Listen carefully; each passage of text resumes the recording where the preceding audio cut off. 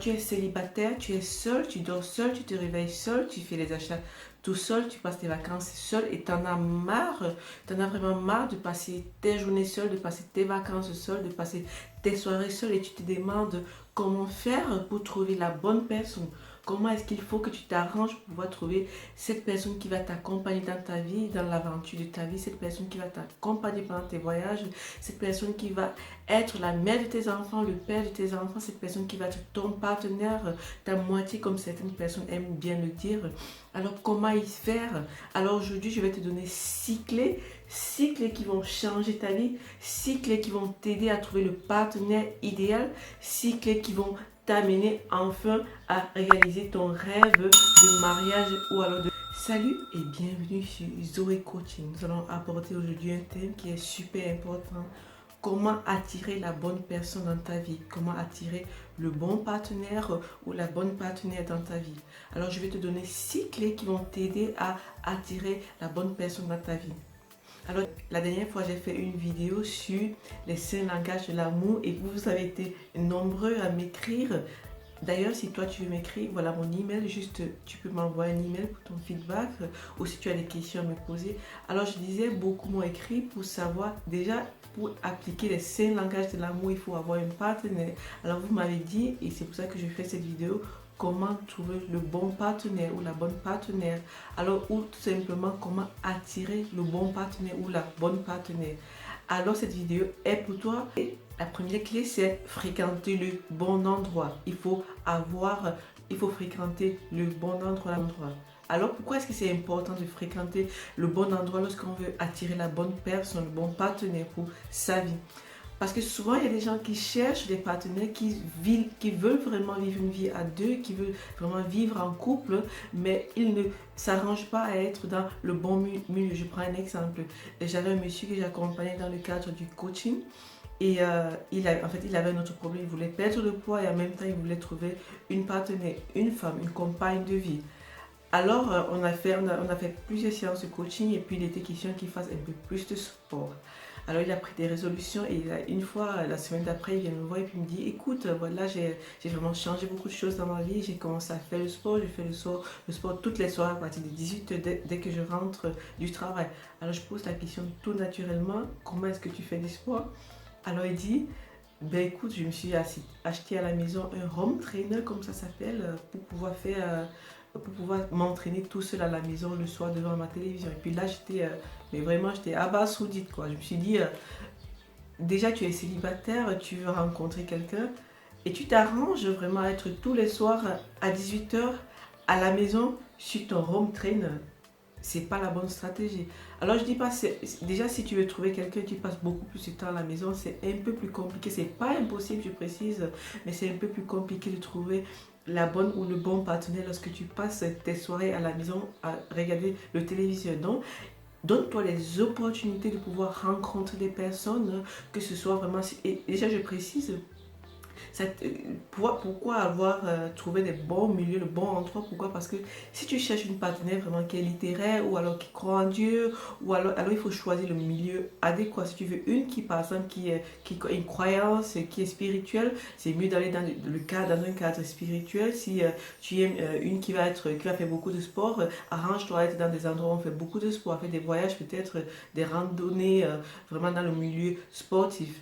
Et puis je tiens, c'est juste une parenthèse, il y a des gens que j'ai rencontrés, que j'ai eu accompagner dans le coaching, qui cherchaient des partenaires ou le partenaire de vie et qui se focalisaient à dire je cherche quelqu'un qui a les mêmes origines que moi parce que si jamais on a les mêmes origines, ça va faciliter beaucoup de choses, ça va nous aider vraiment à avoir la même vision, on va pouvoir avancer ensemble. Je tiens à préciser que avoir les mêmes origines dans un couple, c'est pas mal, mais c'est pas forcément une garantie que le couple va super bien fonctionner. Le plus important, ce que je dis toujours à des gens que j'accompagne, c'est le plus important, c'est d'avoir la même vision ou alors d'avoir des visions similaires.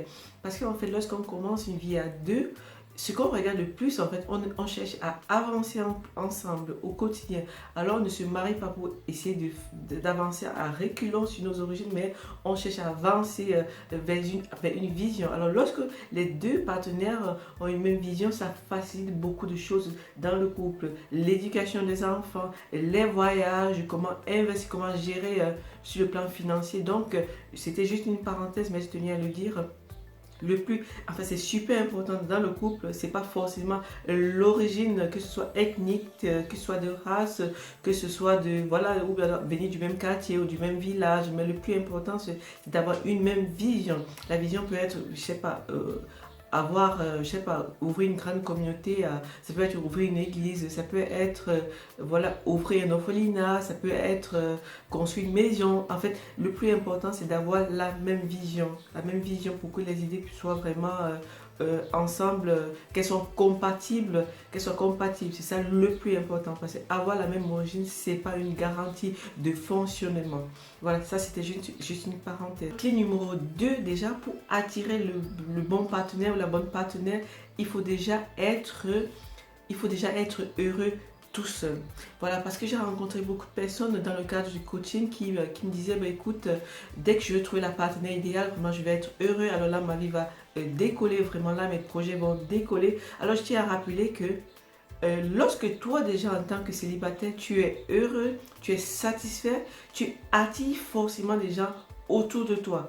Ça te permet de rencontrer beaucoup plus de personnes parce que c'est plus agréable d'être avec quelqu'un qui est heureux, qui est indépendant, j'allais dire, que ce soit financièrement. Quelqu'un qui soit indépendant financièrement, émotionnellement, ça facilite, ça encourage en fait. Et puis c'est plus facile d'attirer des gens lorsque déjà on est satisfait avec sa propre vie. On ne va pas en couple en fait pour chercher à être heureux, on va en couple pour chercher à rendre quelqu'un heureux.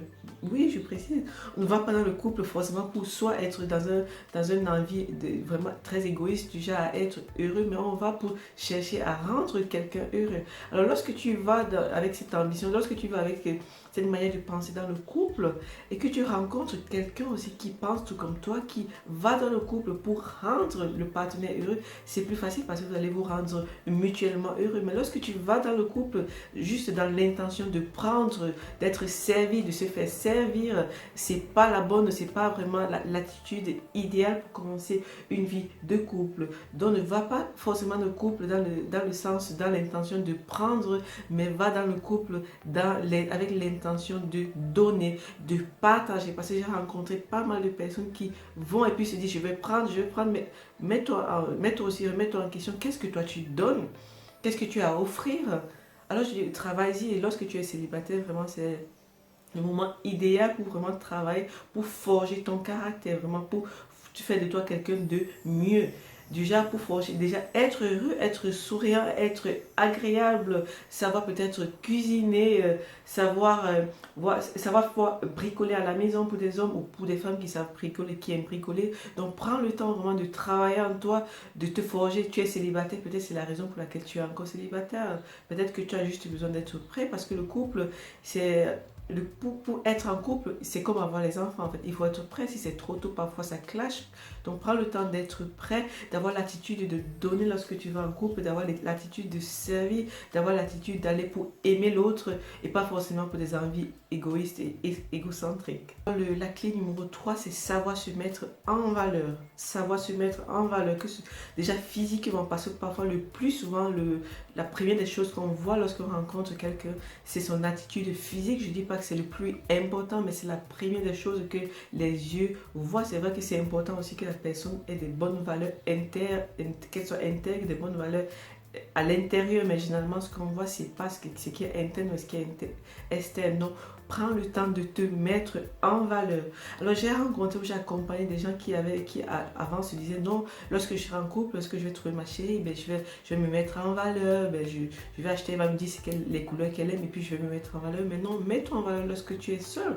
Apprends déjà à te mettre en valeur lorsque tu es seul, à porter des vêtements qui sont agréables. Je te demande pas de changer ta personnalité, mais prends le temps de te rendre agréable, d'être propre physiquement, voilà, parce que tu es célibataire, de toute façon, tu as le temps pour ça, de te coiffer, voilà, de changer des tenues vestimentaires, pour les femmes d'être coquettes, parce que ça attire les partenaires. C'est pas le plus important, mais ça tient aussi, il faut tenir absolument en compte l'aspect physique, parce que généralement c'est les yeux qui voient, et donc se mettre en valeur dans le sens avoir une bonne estime de soi. Alors si toi déjà tu ne te valorises pas, si à chaque fois tu dis, toutes les fois tu dis, lorsque tu as l'occasion, tu dis ah non, mais moi j'aime pas ma tête, voilà, j'aime pas mes formes, voilà, j'aime pas ma couleur, j'aime pas. Alors tu le dis tout le temps, tu proclames tout le temps ce que tu n'aimes pas sur toi, ben peut-être il se trouve ton futur partenaire écoute ce que tu dis et ça le décourage. Donc déjà avoir la bonne estime de soi, parce que l'homme comme tu as été créé, comme Dieu t'a créé, c'est la bonne version. Alors il faut savoir prendre ce que Dieu t'a donné comme valeur déjà, ce que tu as entre les mains. Commence avec ce que tu as entre les mains pour te mettre en valeur. Pas seulement physiquement, mais avoir une bonne estime de soi. Je ne te demande pas d'être arrogant, de devenir super arrogant, mais tout simplement avoir la valeur nette et voilà, nette de ce que tu es, connaître ce que tu vaux, remercier Dieu pour la valeur qu'il t'a donnée. Et puis tu peux te poser la question, est-ce que tu aimerais être marié avec toi selon la version de toi que tu es aujourd'hui? Parce que tu es sous une version aujourd'hui. C'est vrai, dans le monde du software, de l'informatique, on parle de version. Alors je vais employer ce terme aussi. Dans la version de toi que tu es aujourd'hui, à ce jour, est-ce que tu serais prête ou prêt à te marier avec toi-même? Est-ce que tu te dis que la version de toi aujourd'hui, c'est la meilleure version possible de toi à l'heure d'aujourd'hui? C'est clair que tu vas évoluer, tu vas changer avec le temps, positivement ou négativement, mais dis-toi la valeur de toi aujourd'hui. Et c'est la meilleure version de toi. Alors essaie de travailler à la meilleure version de toi. Des bonnes valeurs, d'apprendre des bonnes valeurs, des bonnes habitudes, que ce soit voilà quoi, le ménage, le nettoyage à la maison, la cuisine, voilà, si bien que les gens que tu vas fréquenter, comme je disais plus tôt, lorsqu'ils arrivent chez toi, vraiment ils sont encouragés, ils se disent mais vraiment celui-ci ou celle-ci c'est un bon partenaire, ce serait un super partenaire pour ma cousine, pour ma voisine, pour ma collègue de service, donc vraiment pour attirer au maximum les hommes autour de toi. Vraiment que les gens qui te fréquentent, que ce soit dans le cadre de l'église, de ta communauté chrétienne ou spirituelle, qu'ils se disent vraiment ça c'est un bon parti à prendre absolument ou alors à recommander. Astuce numéro 4, c'est avoir, je disais, il faut pouvoir avoir une vie inspirante et non une vie déprimante. Parce qu'il y a des personnes voilà, qui sont déprimées. Ben, écoute, je suis tout seul, je suis nul, je ne vaux rien, mais je suis une tête de je ne sais pas trop quoi, personne ne veut de moi. Alors, au contraire, il faut avoir une vie inspirante. Parce que généralement, lorsque tu donnes cette attitude, lorsque tu as une vie inspirante, lorsque tu as une vie vraiment pleine, satisfaisante, pour d'autres personnes, c'est super attirant. Vraiment, voilà, notre cerveau, c'est comme ça que nous fonctionnons. Lorsque tu trouves quelqu'un qui est célibataire, mais a l'air super heureux, a l'air vraiment satisfait de sa vie, de sa propre vie du coup, mais vraiment tu as envie d'être avec lui, tu as envie d'être autour de lui parce qu'il t'inspire, parce que tu sens qu'avec lui tu vas apprendre des choses, tu vas peut-être devenir encore une meilleure version de toi-même déjà. Donc toi qui es célibataire, apprends à avoir une vie inspirante vraiment et non une vie déprimante. Comment on fait pour avoir une vie inspirante? C'est que on réalise ses projets. Alors ça ne doit pas forcément être des super grands projets où tu vas construire un château, mais ça peut être des très petits projets que tu as, mais que tu fais avec passion. Tu as avec passion et que tu puisses transmettre cette passion aux gens que tu rencontres. Ça va vraiment, ça va booster vraiment les gens autour de toi. Et une parenthèse aussi, et puis lorsque tu as une vie inspirante, il faut cultiver la patience. Parce que beaucoup de gens, lorsqu'ils sont célibataires, ils sont vraiment très impatients. Ils veulent absolument rencontrer la bonne personne tout de suite. Lorsqu'ils rencontrent quelqu'un, je ne sais pas, dans un cadre, au travail, n'importe où, ils sont tellement collants, ils veulent tout de suite que l'autre personne vraiment se prend, se dit, ah non, mais il y a quelque chose, il y a anguille sur roche, il y a quelque chose qui ne fonctionne pas, il est trop collant ou elle me colle trop, elle veut tout de suite se marier, elle veut tout de suite des enfants. Donc, il faut cultiver la patience. Il faut vraiment apprendre à être patient. Parce que ça peut repousser des gens qui pouvaient être des bons partenaires pour toi. Et puis aussi en amour parfois, on dit, suis-moi, je te fuis, puis fuis-moi, je te suis, quoi. Donc, généralement, les personnes sont attirées par des gens qui sont déjà satisfaits, qui sont déjà indépendants, qui ne veulent pas absolument tout de suite donner l'impression voilà, de chercher une dépendance, de chercher à se compléter avec quelqu'un d'autre. Et je tiens aussi à préciser que chacun de nous, nous sommes complets parce que Dieu nous a créés de manière complète. Toi qui es célibataire ou non célibataire, nous sommes à la base déjà complets. Nous avons toutes les aptitudes, nous avons tous les dons, les talents qui nous permettent de vivre une vie vraiment, une vie saine. Donc il y a beaucoup de gens qui me disent, que j'accompagne parfois, qui me disent... ils vont dans le couple pour se compléter. C'est vrai, le couple nous apporte quelque chose lorsque c'est un bon partenaire, mais on n'est pas incomplet lorsqu'on va dans un couple. On doit au contraire chercher à être complet, à être vraiment épanoui, à être satisfait avant d'aller dans le couple. Sinon, ça risque de créer très tôt des grands dégâts. Donc, cherche, tu es déjà complet, tu as été créé complet. Tu vas dans le couple, pas dans l'intention forcément de prendre, comme je disais tantôt, de te compléter, mais tu vas pour donner parce que tu es déjà complet. Tu vas trouver quelqu'un qui est aussi déjà complet. Je suis sûre que ça va très vite se passer et ça va très bien se passer. Alors, la clé numéro 5, c'est de ne pas se mettre des barrières. Évite de te mettre des barrières, oui, à te mettre des barrières. Pourquoi? Parce qu'il y a des gens, lorsqu'ils sont célibataires, voilà, quand ils se mettent des barrières, vraiment, ça peut être des barrières culturelles, ils se mettent des barrières raciales, ils se mettent des barrières du genre, non, moi je ne veux pas être avec une personne qui a des cheveux rouges, non, je veux des yeux verts. Non, c'est vrai que c'est important, mais c'est pas la première, c'est pas la clé, c'est pas la première des choses qui fait fonctionner un couple. C'est vrai que l'aspect physique, ça a son rôle à jouer, mais c'est pas le plus important. Donc, essaie de te mettre le moins de barrières possible, de t'ouvrir le plus possible pour trouver la bonne partenaire. Donc ne te limite pas, à voilà quoi, ne te limite pas à l'aspect très physique qui peut être aussi parfois très trompeuse. Donc, sois ouvert à la rencontre, que ce soit à la race, à la couleur de peau, à la couleur de cheveux, à la couleur des yeux, des yeux de la personne. Parce que plus tu en parles autour de toi, en fait, aux gens que tu rencontres, et plus ils se disent, ah non, mais celui-ci doit être super compliqué, quoi. Parce qu'il a tellement de critères du genre, voilà, je veux un Brad Pitt avec des yeux pareils, check, check. Bon, ça concerne aussi généralement les filles, quoi, elles ont vraiment une liste tellement longue qu'elles finissent célibataires parce que voilà quoi, parce qu'à force de trop choisir, on finit par ne pas pouvoir choisir en fait. Et puis aussi, il y a aussi cette barrière que des personnes se mettent elles sont célibataires, ils sont célibataires. Tu vas voir des filles mettre des bagues de fiançailles, des bagues de mariage alors qu'elles ne sont pas fiancées, elles ne sont pas mariées, c'est juste un accessoire qui en fait peuvent repousser des personnes parce que lorsqu'ils vous rencontrent, ça peut être dans le train, dans le bus, dans une communauté religieuse, ils se disent ah non, celle-ci elle est mariée, je ne dois pas la regarder, ou alors oh elle est déjà prise, elle est fiancée. Donc si tu n'es pas marié, tu n'as pas besoin de mettre une bague de fiançailles, de mariage, parce que ça ne t'aide pas forcément dans ta recherche. C'est valable pour les hommes, c'est valable aussi pour les femmes. Alors nous allons passer à la clé numéro 6, qui est la clé peut-être la plus importante, j'allais dire la plus importante de la clé numéro 6, c'est la prière. Beaucoup de gens sous-estiment la force de la prière lorsqu'on cherche vraiment un partenaire. Il faut prier pour ton partenaire parce que je suis sûre, il y a plus de 7 milliards de personnes sur cette terre et sur ces 7 milliards de personnes, je suis convaincue qu'il y a une personne qui te correspond, il y a une personne qui peut vivre avec toi. Alors, à moins que tu ne veuilles épouser un bébé, cette personne vit déjà, en fait, cette personne est déjà quelque part, à Hong Kong, à Yaoundé, à Abidjan, je ne sais pas trop, en Suisse, à Paris, cette personne est quelque part. Alors tu peux déjà prier pour la personne, tu peux prier pour sa santé, tu peux prier déjà pour le jour de votre rencontre, tu peux prier déjà même pour votre couple en fait. Et là, je ne te parle pas d'énergie ou de force spirituelle que je ne connais pas, je ne travaille pas avec les énergies, mais ouais, du moins, je n'ai jamais essayé. Mais ce que je sais qui fonctionne, c'est la prière.